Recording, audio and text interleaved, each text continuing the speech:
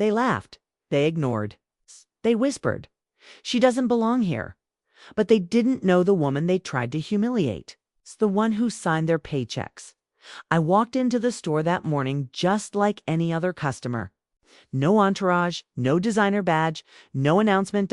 Just me, a black woman in a place that didn't expect me. To matter, the stares came first. Then the patronizing tone. Then the suggestion that maybe this isn't the right section for you.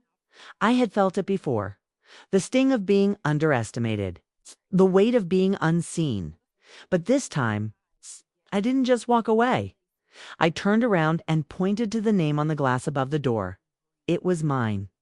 And in that moment, the entire store fell silent, because the woman they tried to dismiss was the one who built everything they stood in. This is not just a story about racism. It's a story about power, about reclaiming dignity, about reminding the world exactly who we are. And if you've ever been made to feel like you don't belong, this story is for you. I walked into the boutique like I walked into any room head high. Back straight, knowing exactly what I wanted. The place smelled like leather and lavender. Marble floors, soft jazz playing from invisible speakers. But the temperature dropped the moment I stepped through the door. I could feel its size flicking toward me, then away. Quick whispers behind glossy counters. A saleswoman nudged her colleague and said something that made both of them smile. Not kindly. I was used to it, not because it was okay, but because it was common. A tall woman with tight blonde curls walked past me without even glancing in my direction. Another associate bumped my shoulder and muttered, "Oh, sorry," in a tone that meant the opposite. I made my way toward a beautiful emerald green dress, splayed on a raised platform. It reminded me of the forest near my grandmother's home, deep, unapologetically alive, just as I reached out to feel the fabric. A voice sliced through the air. "Ma'am, that collection is very exclusive. Can I help you find something more appropriate?" I turned slowly. The associate's name tag read Ashley. Her smile was polite, but her eyes said it all. "You don't belong here." I smiled back. "I'd actually like to see this dress in my size." Ashley hesitated. "It's a limited piece. Quite expensive." "I'm aware," I said calmly. "Size 6, please." She blinked, then walked off stiffly. I could feel the eyes again, other customers watching, other employees smirking, security guard leaning slightly forward from the entrance. When Ashley returned, she wasn't alone. K-man, probably the floor. Manager stood beside her, arms folded. "Ma'am," he said, not even introducing himself, "do you need help locating a more affordable section?" And there it was. Not the suggestion, the assumption, the ugly, tired assumption that a black woman in a boutique must be either lost or pretending. I looked around, counted at least 4 associates on the floor. None of them offered a smile. None of them seemed uncomfortable with what had just been said. Was the discomfort in the room, not their behavior at me. Still, I stayed calm. Years of swallowing this kind of bile had trained me well. "No," I said. "I'm exactly where I intend to be." The manager didn't budge. "We've had incidents," he said. "People taking photos, disrupting the displays. You think I'm here to steal something? I didn't say that. You didn't have to." His jaw clenched. Ashley looked smug, as if she'd won a silent battle. I took one step closer to the dress, ran my fingers across the silk. "Do you know what this fabric is?" I asked. He blinked. "Excuse me, it's charmeuse. Real charmeuse, not synthetic. Woven from mulberry silk and stretched on bias. For a more fluid drape, designed in Paris, most likely. Probably costs around $2,500 retail. But since it's your fall collection, I'll mark it up to $3,000. He stared at me. The moment I said it, I built this store. I watched something collapse behind his eyes. The manager blinked as if trying to process a language he'd never learned. His mouth opened, then closed. For once, Ashley had nothing to say. I stepped back, letting the words linger. But I wasn't done. You didn't recognize me because you weren't trained to see people like me as leaders. You were trained to watch for trouble. And in your mind, black meant trouble. The security guard shifted uncomfortably at the entrance. A customer nearby who had been pretending to look at scarves froze mid-fold. "Is there a problem here?" A voice called from deeper in the store. Another manager higher up, judging by the sharper suit and clipped voice, approached with purpose. I turned to him. "Yes, there is. I just informed your team that I am the founder and owner of this store. And rather than welcome me, I've been followed, insulted, and profiled." The new manager looked at my face, then at the trembling employee beside him. Recognition flickered. "Ms. Ellington," he said quickly, I'm so sorry. I didn't realize, no one realized, I cut him off. Because you never even looked." He opened his mouth to speak, but I wasn't done. "I've walked into these stores in 5 different cities. And I've always been treated like a stranger, like I didn't belong. Today I decided to stop walking away." I looked around. Every associate was watching now. Some red-faced, some pretending to check inventory that didn't need checking. But the silence in the store was no longer heavy. It was tense, shameful, like the silence that falls when the truth finally shows up to a conversation it was never invited to. The upper manager cleared his throat. "We'll handle this immediately." "You will," I said, but not quietly. A few moments later, I stood at the center of the store while they gathered every employee to the front. Even the security guard stood stiffly at attention. I wasn't yelling. I didn't need to dot my presence. My story was louder than any voice they'd heard all day. I started this company because I believed luxury should be inclusive. That every woman, every person deserves to feel seen, respected, and valued. What happened here today goes against everything this brand was built on. Eyes dropped, some watered. Too often, people who look like me are told we don't fit, that we're out of place in elegance, that success doesn't look like us. I stepped closer. "Well, take a good look." I let that hang in the air. "This isn't about a dress. It's about dignity. And I will no longer let mine be bargained." At the register, someone started to clap. Then another dot soon. The entire front of the store, customers and staff, was applauding. But I didn't smile because I hadn't come for applause. I had come for change. Ashley's mouth hung slightly open. I turned back toward the dress. "It's beautiful. I'll take it." The silence was immediate. Then came the shift, slight but perceptible. The way people move when something no longer fits their assumptions. The manager cleared his throat. "Let me just check if we have that in stock." "You do," I said. 4 in the back, 2 in size 6. He paused. "How do you know that?" I turned around slowly, looked at him. "I built this store," I said. "You just work in it." The applause faded, but the memory didn't. As I stood in the center of the store I had imagined, funded, and brought to life, I felt a weight rise in my chest, not of pride, not yet, of remembrance, because before I ever owned anything, I had been owned by silence. I grew up in a part of town where dreams were considered hobbies, not futures. My mother cleaned houses during the day and took night classes after I went to bed. My father left when I was 7, not with cruelty, but with exhaustion. He couldn't fight a world that never let him win. We lived near the train tracks. Not the romantic kind in movies, but the kind that rattled the windows and stole sleep. I learned to read before kindergarten, mostly because my mother taught me.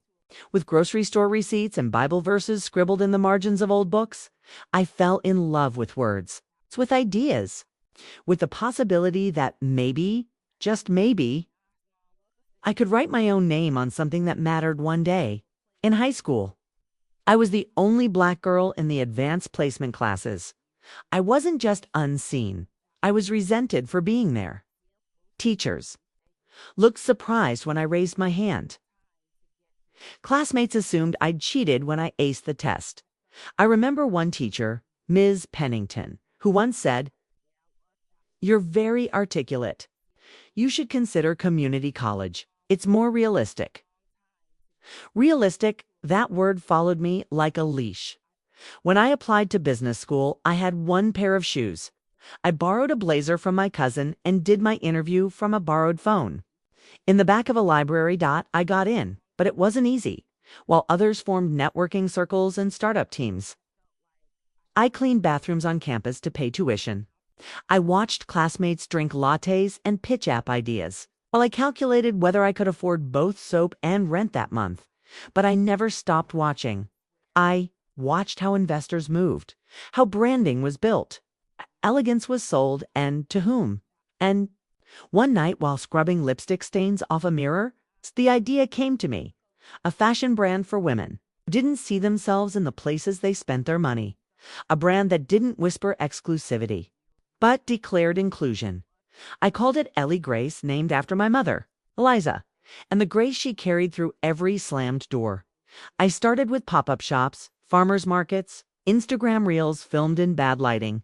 I answered every customer email myself, packed every order from my kitchen table, and lost count of how many times the bank said no. But eventually, they said yes. And now, there were 5 locations across the country. 5 buildings with my name etched on glass. And still, when I walked in as myself, unannounced, unarmored, they didn't see me, because they never imagined someone like me could be the story, not just the footnote. When I walked back into the store the next day, I wasn't alone this time. I brought a clipboard, a camera crew, and my legal advisor. Not because I wanted revenge, but because I wanted accountability. The footage from the day before had been quietly sent to my office. I'd installed discrete cameras in every store, originally for safety. Now, they served another purpose. The employees were gathered at the back waiting. No smiles. No whispered jokes. They had been told the truth. And now they had to face it. Today, I said, we are not doing inventory. We are taking stock of something deeper. The culture we've allowed to grow here. A few eyes dropped. Some stayed fixed on me, unreadable.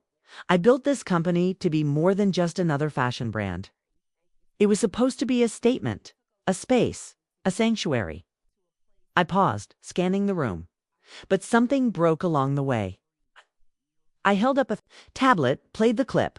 There was my entrance, my request. The dismissal, the insinuation, the silence.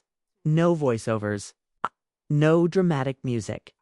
Just the raw truth of how bias breathes in polite tones and rehearsed smiles.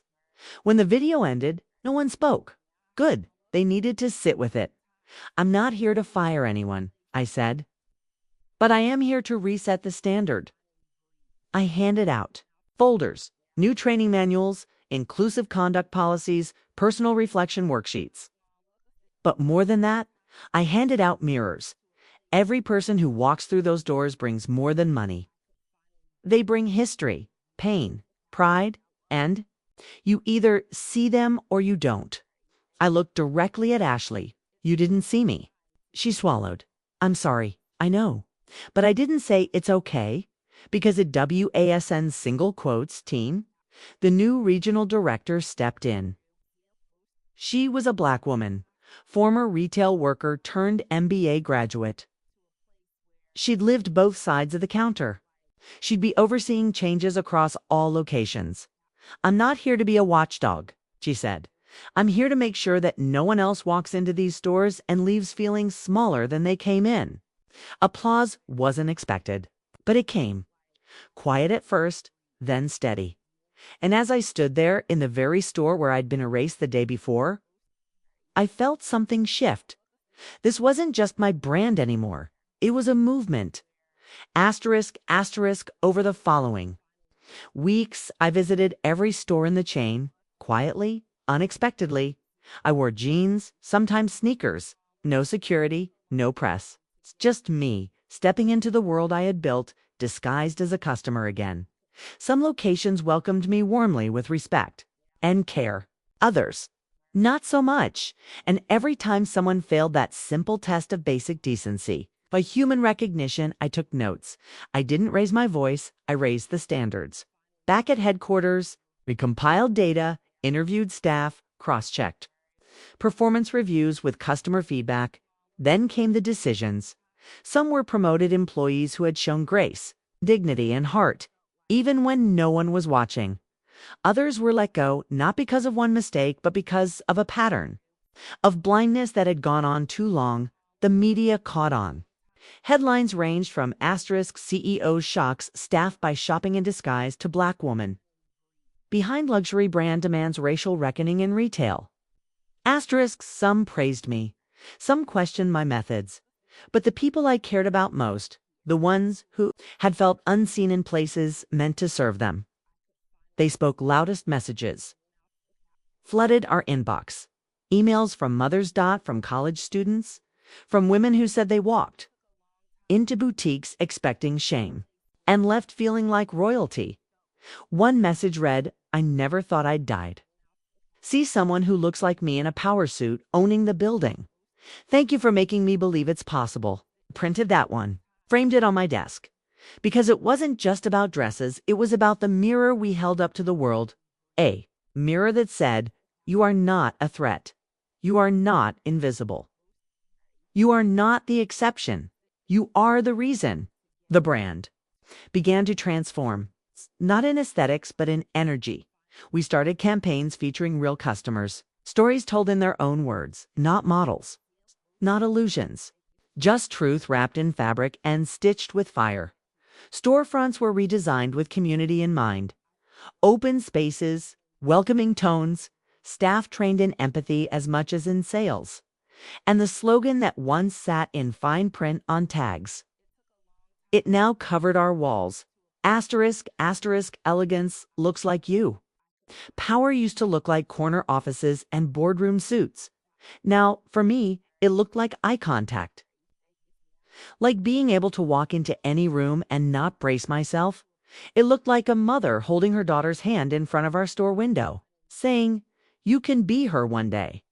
That hit differently because for too long, Black women have had to overperform just to be noticed, let alone respected. We've been the backbone of movements, the uncredited architects of industries. The first ones blamed and the last ones believed. But now, I was done shrinking. I began mentoring young Black entrepreneurs, especially women. I launched a grant program for first-time founders. I hosted panels in cities where access was still locked behind privilege. One day, a young girl named Amira came to one of our events. She was no more than 12. Her hair was braided with care, and her eyes sparkled with that fierce, untamed belief only children seem to carry. She walked up to me after I spoke and said, "They said I talk too loud, that I ask too many questions, but when you talk, they listen." I knelt down, smiled, and whispered, then never stopped talking, because I knew her journey. I had lived it. The rejection, the patronizing praise, the subtle sabotage dressed up as advice. But I had also lived long enough to outgrow it, to create something. It's permanent. The brand was now more than clothing. It was a canvas for reclamation. And every new store we opened, I made sure it didn't just reflect success, it reflected soul. Each wall bore the names of women who had inspired me. From ancestors to activists, each mirror had a quote etched in gold. Asterisk, asterisk, you are the proof they said didn't exist. Asterisk, asterisk, every choice mattered now. Because this wasn't just a victory lap. It was a declaration that I didn't need to fit into their elegance. I redefined it, asterisk, asterisk, years later. I stood outside the flagship store during our anniversary gala. Spotlights lit the building, the red carpet stretched down the sidewalk. Photographers clicked and flashed while models, influencers, and celebrities arrived in gowns that bore the signature of my soul. But I wasn't thinking about the glamour. I was thinking about the first day. That day I walked in wearing confidence and walked out wearing pain. And now, this was the same place, transformed, inside. The store had been redesigned again. This time with a tribute wall. It told the story of Ellie Grace, my mother's hands on a sewing machine, My childhood dreams scribbled in old notebooks. The first storefront barely held together by tape and hope, and there in the center was a photo of me, not posed, not AIRBRUSHED, just me standing in the aisle of that first store. Smiling, tired, proud, a little girl approached and tugged at my sleeve. She pointed to the photo. "That's you." I nodded. "It is." She looked back at the picture. "But you look normal." I laughed. "That's because I am." And that, maybe more than anything, was the legacy I wanted to leave. That power. Can look like you? 2. That dignity doesn't have to be begged for. That we are not impressive despite our stories, but because of them. When the event ended, I stayed behind. The music faded. The crowd cleared. I walked alone through the store, touching the fabrics, breathing in the lavender, remembering every version of myself that had passed through these doors. And just before I left, I looked up once more at the name on the building. This time, not with defiance, but with peace. Because now, they didn't just see the name, they saw the woman behind it. Asterisk. Asterisk, some stories aren't meant to be rewritten. They're meant to be retold louder, because the world still needs to hear them. This wasn't just about one woman, one store, one insult. It was about the silent scripts we've all been handed. Who belongs, who deserves, who gets to be seen. And maybe, just maybe, it's time to tear those scripts up. If you've ever felt overlooked, talked down to, made to feel like less, know this. You are not a mistake in someone else's narrative. You are the author of your own. So next time they try to write you out of the story, sign your name in gold across the cover. If this story moved you, share your own in the comments.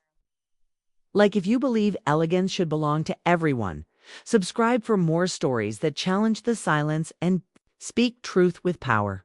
Because here, your voice is the luxury.